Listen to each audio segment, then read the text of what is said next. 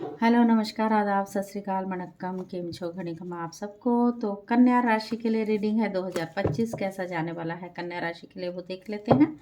2025 में क्या चल रहा है, क्या इवेंट आने वाले हैं आपकी लाइफ में। कन्या राशि यानी वर्गो के लिए ये रीडिंग 2025 क्या इवेंट क्या लाया है, क्या चल रहा है लाइफ में, आगे क्या आने वाला है वो देख लेते हैं। तो प्रिकॉशन लेना बेहद ज़रूरी है समटाइम। ओके, चलिए स्टार्ट करते हैं। Thank you universe, thank you so much. तो कन्या राशि वर्गों के लिए बताएं। Thank you.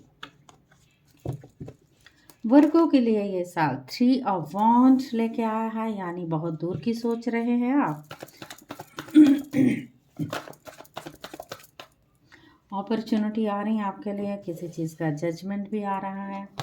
एंड डेफिनेटली एक नया रिश्ता, न्यू प्रोग्रेस, न्यू रिलेटेड कुछ भी न्यू बिगनिंग शुरू होने वाली है। वो लव और रिलेशनशिप में भी शुरू हो सकती है गाइस। आपको उसको एक्सेप्ट करने के लिए तैयार रहना है। यहाँ पर किंग ऑफ कप्स की एनर्जी भी आ गई है।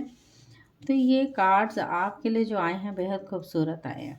ठीक है, जहाँ तक मैं अभी आपके करंट एनर्जी ये देख रहे पा रही हूँ, इमोशनली हर्ट थे आप कहीं ना कहीं एक रिश्ते को लेके। ये देख सकते हैं आप यहाँ पर।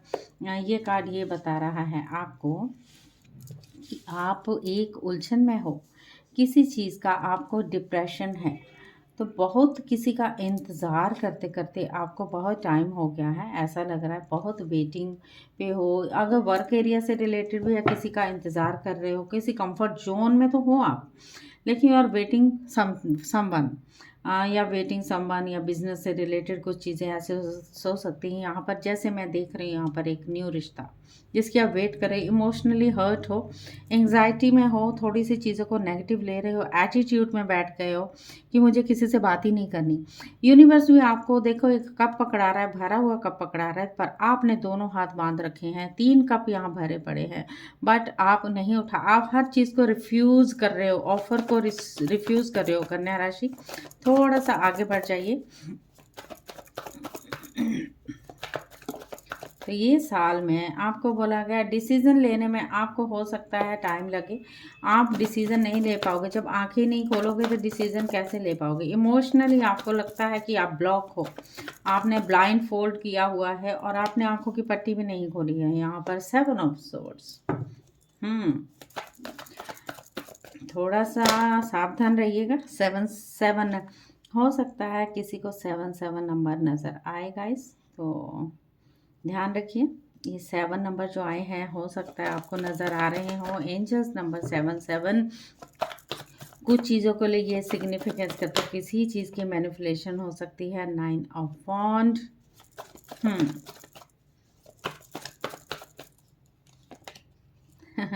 यहाँ पर hierophant. The emperor. Okay, very nice. यहाँ पर वर्गो राशि आपके लिए ये बोला गया है कि आप करंट एनर्जी में किसी चीज़ का वेट कर रहे हो, किसी रिश्ते का वेट कर रहे हो, किसी चीज़ की न्यू शुरुआत करने का वेट कर रहे हो, चाहे वो इमोशनली हो, चाहे वो आपका रिश्ता हो, चाहे आप किसी काम से रिलेटेड हो, किसी भी चीज़ का, यस, या अनकंडीशनल लव का यू आर वेटिंग समवन। तो डेफिनेटली आपको बोला गया आप इतने ज़्यादा एक्साइटमेंट में अपने आप को डिप्रेशन में डाल रखा है। 4 ऑफ कप्स की बनती है, डिसीजन नहीं ले पाओगे, अनडिसीजन में हो। आपको बोला गया बी केयरफुल, थोड़ा सा ऐसे लोगों से सावधान रहना जो आपको लगे कि ये ट्रस्टवादी नहीं है। तो चीटिंग भी हो सकती है आपके साथ, तो थोड़ा सा केयरफुली रहना। हर किसी पे आप ट्रस्ट करके नहीं चल सकते, तो इस चीज़ का ज़रूर ख्याल रखें। झूठ बोल सकता है कोई आपके साथ, ऐसी चीज़ें हो सकती हैं। माया में उलझना नहीं है, एक मैट्रिक्स में बिल्कुल नहीं उलझे। 7 ऑफ कप्स यहाँ दिखाए जा रहे हैं आपको।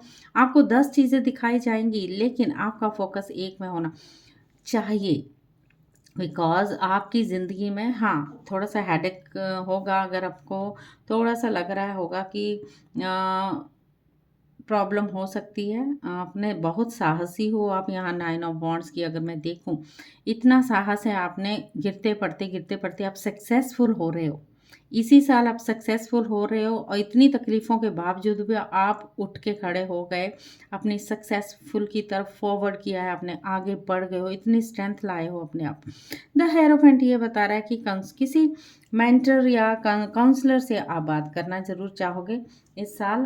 वो बढ़िया रहेगा आपका, जब आप बात करेंगे तो आपके लिए चीज़ें खुल जाएंगी, अच्छी हो जाएंगी। यहाँ फाइनेंशियली इनकम का मेरे को दिख नहीं रहा है कुछ भी, लेकिन यहाँ पॉसिबिलिटी ये है, बचना है, सब कुछ है, जजमेंट है आपके लिए, किसी चीज़ की कोई कमी नहीं है। यहाँ पर 9 ऑफ वॉन्ड्स ये बता रहा है आप सक्सेसफुली आगे बढ़ चुके हो। थोड़ा हेडेक हो सकता है, हेडेक के लिए आपको थोड़ा सा मेडिटेशन करने की ज़रूरत है। हेरोफेंट आया, यानी किसी काउंसलर, किसी गुरु, जो अच्छा गुरु हो, जिसको लगता है कि वो हाँ ये है गुरु, ये अच्छा बता रहा है, तो मुझे इसी बिलीफ सिस्टम पे काम करना चाहिए। स्पिरिचुअल विजडम लीजिए गाइस, तो meditation is very effective for you. तो कन्या राशि, थोड़ा सा मेडिटेशन करना बहुत ज़रूरी है। ओके, यहाँ कुछ चीज़ें हैं जो आपको चाहिए, वो 22 डेज में होंगी। किस कुछ के लिए आया है 23 डेज।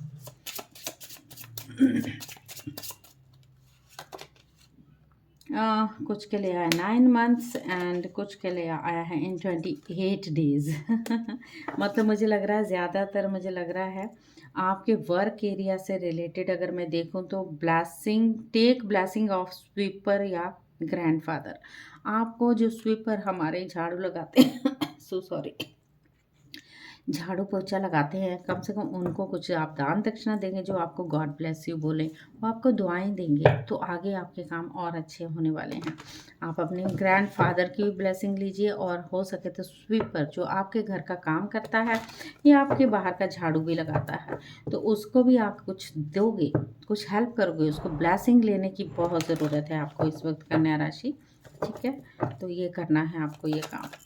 चलिए लास्ट देख लेते हैं क्या मैसेज है आपके लिए, ये साल के लिए क्या करना है और क्या नहीं करना है, आगे क्या आने वाला है वो देख लेते हैं पूरी तरह से। यस गाइस, जस्टिस आपको है, आप वेट कर रहे हो, आप बैलेंस बना के चल रहे हो, very nice, which is very nice आपके लिए। यस, यहाँ पर यस नया रिश्ता आया है, तो शादी भी डेफिनेटली हो रही है आपकी। आपको बोला गया था हैंग्ड मैन की सिचुएशन में द वर्ड कंप्लीशन है, यानी चीज़ें जो हो रही थी आपकी लाइफ में अब खुलेआम पूरी तरह से कंप्लीट हो चुकी हैं। तो आपको बोला गया हैंग्ड मैन की एनर्जी ये बता रही है यहाँ पर कि आपको पूरी तरह से सरेंडर में रख देना है अपने आप को, गॉड के ऊपर छोड़ दीजिए, सरेंडर कर दीजिए, थोड़ा सा पॉज लीजिए। कुछ चीज़ें हैं जो लेट गो करने की ज़रूरत है, लेट गो कर दीजिए, एक्सेप्टेंस में रहिए, फिर आपकी चीज़ों की, मुझे शादी से रिलेटेड ही आपकी शादी हो रही है गाइज इस साल, तो खुश हो जाइए, हैप्पी हो जाइए। शादी नहीं हो रही थी, हो सकता उसी के लिए आपका वेट था, किसी को वेट कर रहे थे, तो डिसीज़न नहीं, तो इस साल आपकी शादी हो रही है। बट आपको सरेंडर भाव में रहना है, यानी समर्पित कर दीजिए अपने आप को, छोड़ दीजिए, उस गॉड के हवाले छोड़ दीजिए, उसको बोल के लेट गो कीजिए। कुछ नेगेटिव थॉट्स आपके अंदर चल रहे हैं, इस चीज़ को छोड़ना पड़ेगा आपको। ये एंग्जाइटी जो आपने बांध रखा है, यूनिवर्स तो आपको देना चाहता है, आप लेने की हालत में नहीं हो, तो इसके लिए आपको मेडिटेट करने की ज़रूरत है, तभी डिसीजन होगा, तभी फैसला होगा। ईगो में नहीं आना है, जस्ट सरेंडर योरसेल्फ। फिर देखिए चीज़ें कैसी आपकी सुंदर सुंदर होंगी। तो आपको स्वीपर को ज़रूर थोड़ा सा दीजिएगा, उसके अंदर से दीजिएगा, दिल से दीजिएगा, ये नहीं कि बाहर से जी स्वीपर है मैं देना चाहता हूँ या देना चाहती हूँ और मैंने अपना काम कर दिया, ऐसे ईगो नहीं लानी, अंदर अपना शुद्ध भाव से लाओगे तभी काम बनते हैं गाइस। ठीक है, अंदर की भावना को शुद्ध लाना होगा आपको। ठीक है, चलिए all the very best, thank you so much, और प्लीज़ चैनल को सब्सक्राइब, लाइक एंड शेयर ज़रूर कर लीजिएगा। Thank you.